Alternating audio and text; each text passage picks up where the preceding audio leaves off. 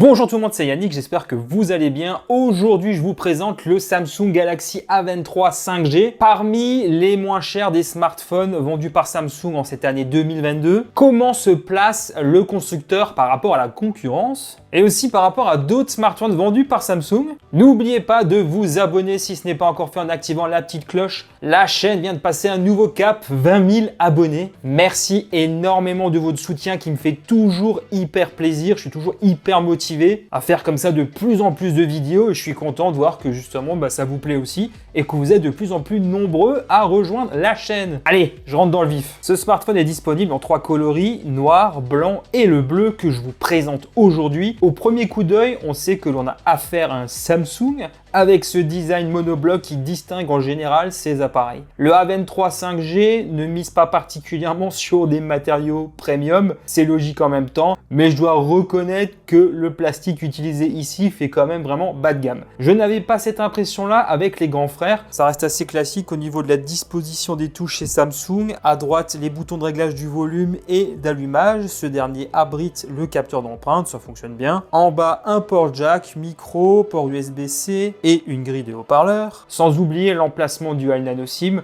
Truc cool, ici, on va pouvoir étendre le stockage, ce qui est plutôt une bonne chose parce que cet appareil n'est vendu qu'avec 64 Go. Pour le reste, je trouve le smartphone un peu glissant. Il pèse 197 grammes pour une épaisseur de 8,4 mm. Samsung a doté son smartphone d'un écran LCD. Il n'est pas mauvais, même si la concurrence propose des fois mieux à ce niveau de prix. Il est d'une dimension de 6,6 pouces et affiche 1080 par 2408 pixels avec un taux de rafraîchissement maximal de 120 Hz. Concrètement, il va se révéler agréable à l'usage, notamment pour visionner ses contenus préférés en streaming. Bon contraste et angle de vision, on n'a pas de réglage colorimétrique disponible ici, un peu dommage. Samsung ne déçoit pas en règle générale, la luminosité me semble être dans la moyenne, pas eu de souci pour l'utiliser en extérieur. Ce que je regrette, c'est l'encoche goutte d'eau qui a disparu ces derniers mois chez la concurrence. Le menton est pas mal épais aussi. Bref, c'est une affaire de goût, mais dites-moi en commentaire ce que vous en pensez. Ce smartphone bénéficie de l'interface maison One UI 4.1 basée sur Android 12. Et comme j'ai pris l'habitude de le dire à propos de Samsung, c'est quelque chose d'assez plaisant qui offre une bonne expérience. Et même sur un smartphone abordable, on conserve toujours une excellente expérience, même si certaines fonctionnalités sont absentes, comme Dex par exemple. On peut toujours personnaliser l'accueil en fonction de ses goûts grâce à des fonctionnalités héritées d'Android 12. One UI est parfaitement optimisé pour une utilisation à une seule main, y compris sur grand écran. C'est l'un des principaux objectifs de Samsung sur son interface. J'ai toujours beaucoup apprécié cet aspect-là personnellement.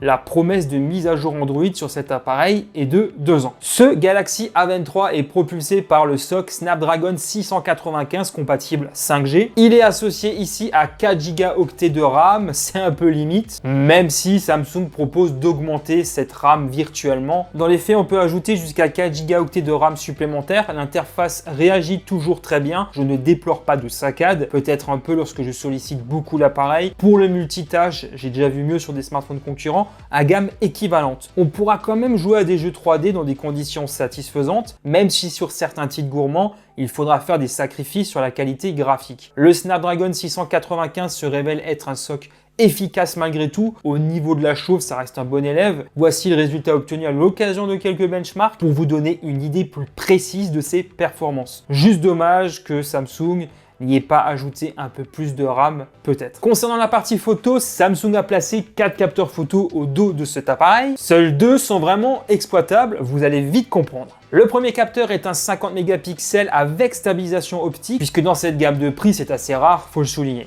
Le second est un capteur de 5 mégapixels ultra grand angle et les deux derniers de 2 mégapixels, respectivement pour la profondeur de champ et macro. Concernant le capteur photo principal, il va se montrer efficace. Samsung ne me déçoit pas en général concernant la photo.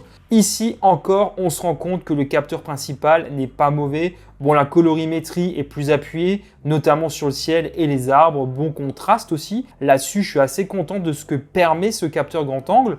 On passe ensuite à l'ultra grand angle. Là, c'est tout de suite moins propre. C'est plus fade au niveau du rendu, beaucoup plus d'imprécision et pas seulement sur les bords pour le coup. Il y a aussi des soucis d'exposition assez gênants. Samsung m'avait habitué à mieux. On repasse sur le grand angle en intérieur, quand il manque de la lumière, il va se montrer toujours efficace. Pour un smartphone de cette gamme, c'est plutôt correct je trouve. À l'avant, Samsung propose un capteur de 8 mégapixels. Il peut dépanner, mais ne fera pas des merveilles. Attention à ne pas trembler et éviter les sources lumineuses trop vives en arrière-plan. Avec ce smartphone, on pourra filmer jusqu'en 1080p à l'avant comme à l'arrière, à 30 images par seconde au maximum.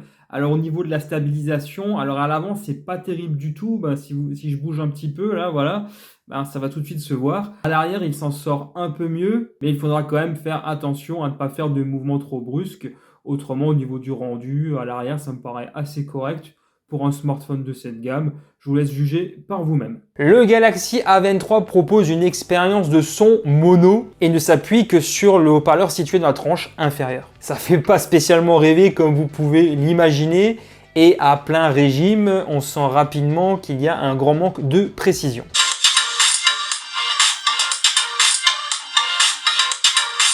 L'autonomie est un gros point fort sur ce smartphone qui profite d'une capacité de batterie de 5000 mAh. Tenir un jour et demi ne sera pas vraiment un problème pour ce smartphone. Je l'ai poussé un peu comme d'habitude et je trouve qu'il est endurant. On pourra arriver jusqu'à 2 jours en étant plus sage avec. Samsung propose des options pour optimiser la santé de la batterie, notamment à travers une option qui va permettre de ne pas recharger la batterie au-delà de 85% de sa capacité. Sur certains smartphones, j'aurais tendance à le déconseiller, mais sur celui-ci, ça pourrait avoir du sens. Autrement, on a une charge de 25 watts.